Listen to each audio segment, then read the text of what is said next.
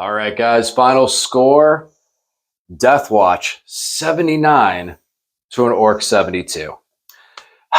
DeathWatch Vanguard. Just so we're DeathWatch. clear. It's just Using DeathWatch models It's in the DeathWatch. Vanguard detachment. They're DeathWatch. Just DeathWatch. Nothing else. I mean, it's a win for the DeathWatch. It is a win for it is a W for the DeathWatch and an L for the Orks. So, couple takeaways. The things that we were discussing. One, you said you built this army for more tactical play, and today you went fixed.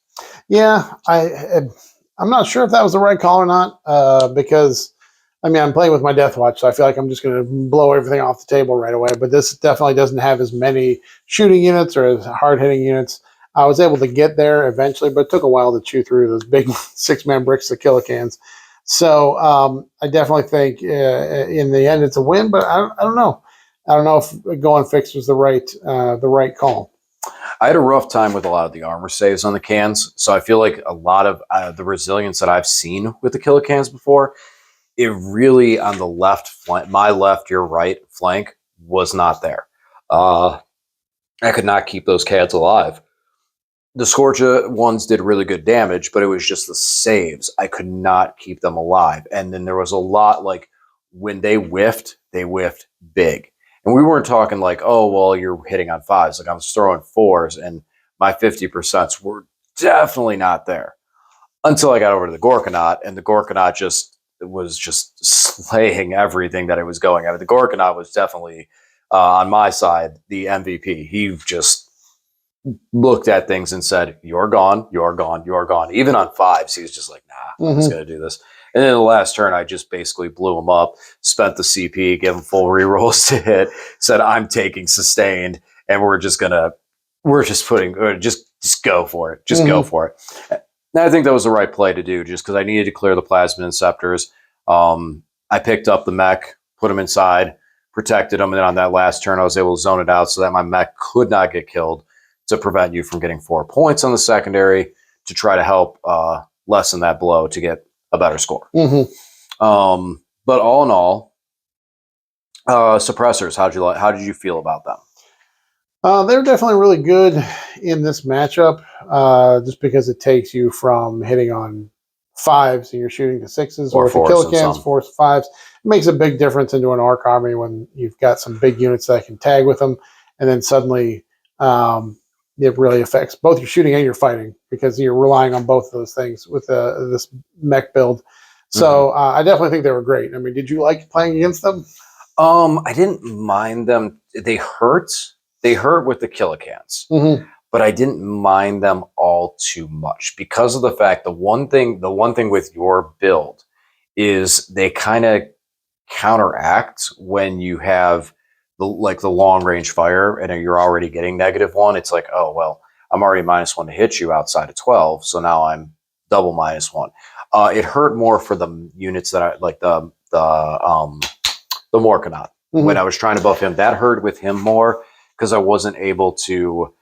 One of the big swinging points of the game, where I think that you were able to, where I was not able to push back and start to move into your zone, was when I couldn't take out the Land Raider in the shooting phase, and then I wasn't able to have it at a point of finishing it off with the tank bustos, so that I could have moved my Mega Knobs into that squad inside and hit them before they hit me. A lot of my game plan was watching where they were and trying to position myself so that I could hit that hammer squad, the veterans, before they got to me. And unfortunately, I wasn't able to do that. And as we saw, they just cleared the center field. So I didn't have anything to push back against you. And as I started to move out there, then those Terminators came in. And while the Terminators were lackluster on the damage output, just couldn't chew through them. That extra wound and the invuln and their toughness, I couldn't chew through them. And eventually they were able to just push through and push the middle. Of course, that's after I, cheat with the army. Gotta cheat first. You ain't trying, you ain't cheating, you ain't trying. Yeah. With it. Yeah, no, I think the Terminators, for me, the Thunderhammers, unless they're going into the Oath of Moment target, they can just whiff so often because they're hitting on 4s. I don't think it's worth it to have the devastating wounds on them, because I might just save myself 10 points and take a regular Terminator squad. Although I missed having the extra wounds, and that would definitely came into play with some of your 3 damage stuff here today, having the extra wounds on the Thunderhammer ones. So we'll see. But storm bolters would be nice too because you're going to shoot and pick up stuff. Yeah, and the assault cannons too.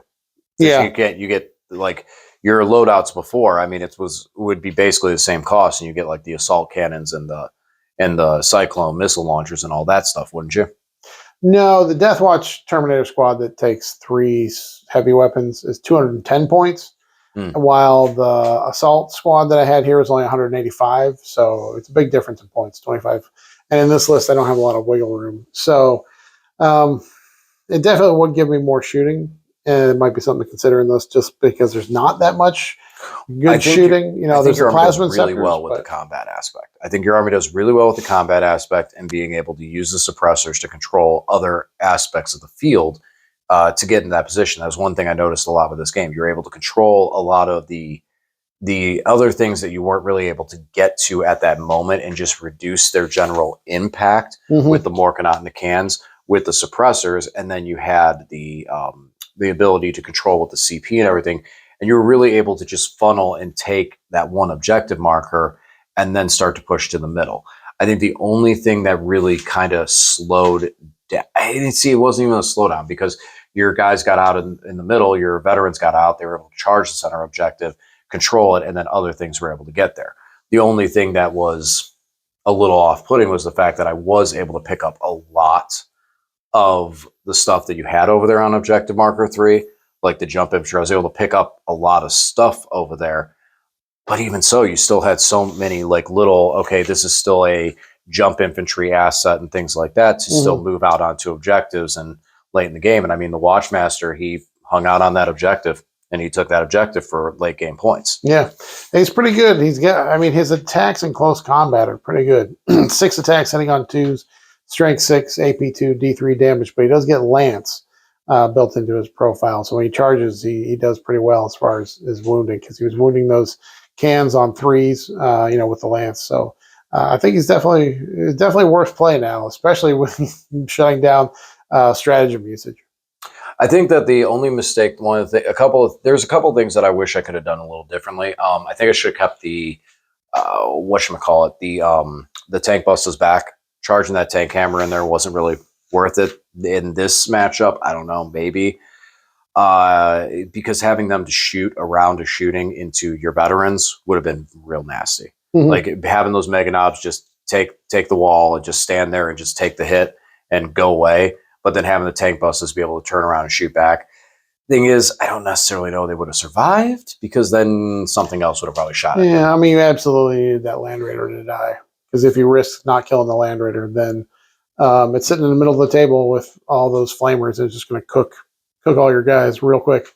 So I think you made the right call in going all in for the Land Raider. You had to make sure it died. I was just hoping that and I think that was one of the biggest things that got me was a lot of things like when things died or when things had certain things happen, they weren't happening in a sequence where I was able to, okay, let me niche into this. Let me get into that. Like the big one was I wanted that Land Raider to go down so that my Mega Knobs could have consolidated into your guys. Since it was such a big squad inside, there was no way you were going to stop me from tagging them and just smacking them with a bunch of kill saws, picking up some guys before. Now, granted, in that situation, I probably would have just gotten the frag cannons out and the hammers would have probably stayed because you would have just wanted to say, okay, I'm going to smash these Mega Knobs. But needless to say, it would have been a couple less guys and could have helped out because those frag cannons, I can't remember what they picked up, but they hit hard. They still hit hard. Yeah, I mean, strength 7, AP 1, 2 damage, but then they're D3 shots, rapid fire D3, and then they also get blast, so they can get a lot of shots when they get nice and close. Yeah, no, I mean, like I said, I was a little sour with how bad my saves were. Like with the kilocans early on, it was just laughably bad. Like at one point, I was just like, you shot at my guys. I'm like, you're like, okay, just 1 damage. I'm like, cover. I save. I'm like, here, of course, I'll give you it. Here you go, Lade. Here, have another. I'm just like ones, twos. Yeah, I mean, I think the meme from this game would have definitely been the fact you're like, man, you're getting a lot of sustained hits. I'm like, no, Lane, I'm rolling a lot of 1s and 2s today. Yep. But you're going to have that. I mean, I did too when I shot my Cyclones into your guys and rolled 3 1s and a 2 on the D6 damage on the kilocans. No, your My Overwatch was terrible when I did with the That was Redeemer. pretty bad. I got 15 hits, and all I needed was 4 to wound, and I only got 3 out of 15 into your Mega Knobs. I think I did 1 damage. All in all, your dice were pretty average. No, I wouldn't say you really were too hot. Like yours were just you were average, like what you would expect, with the oath targets and stuff like that. Like you said, the hammers, you're throwing the 50% odds. Yeah, and then, I didn't make any 9-inch charges or anything. There was nothing outstanding. I think it was pretty consistent, but that's, I think, kind of what the list does. No, I just had that. I was just really, the only thing I was sour on was just that fact of like the way the saves went on the cans was really, really, really rough. And now I know, can't reduce damage by 1. It's only to shooting. That's very important. Yeah, very important. But I don't think I would have changed up very much on this.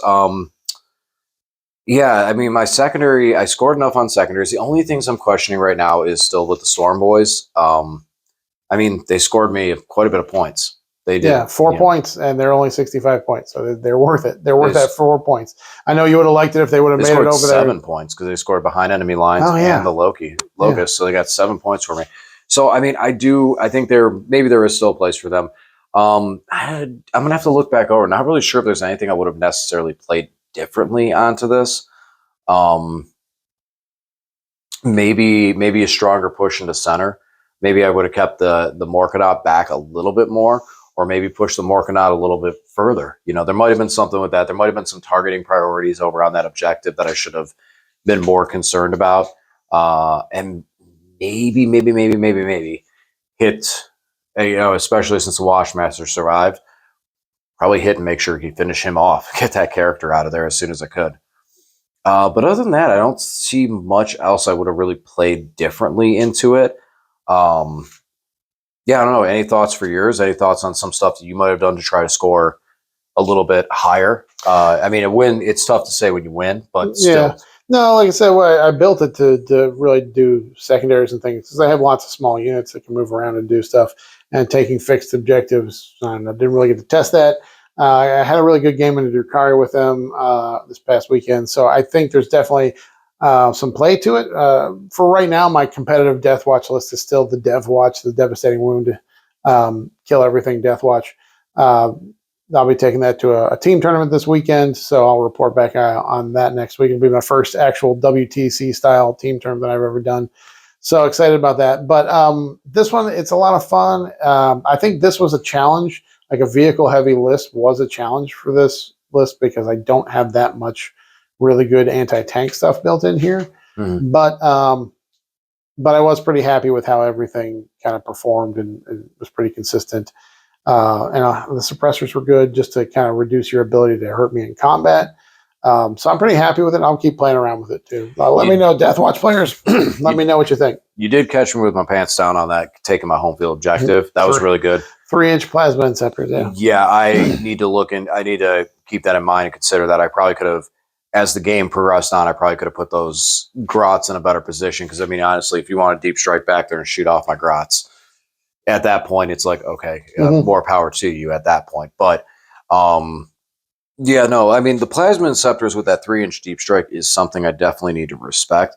I just watch them blow themselves up so much that they don't bother me that much. They never do because I just watch all the time. They just blow themselves up. They bothered your Morkanaut.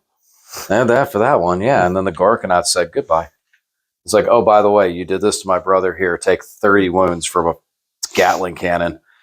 That was fun. That guy was fun to roll for. Mm-hmm. But all right, yeah, no, I mean, that's the biggest thing. My biggest takeaway is just looking at some of the stuff, not really being an orc player. And that's where, again, I apologize to Lane for making that mistake with the strat. I misread that. I thought it was shooting and fighting, that I could just reduce the damage on it. But not being full-fledged orc player, still getting used to how some of the stuff does. I think with the Killicans, I need to work on doing a better job of zoning with them. So, all right, guys, as always, thanks for watching, and we'll talk to you again soon.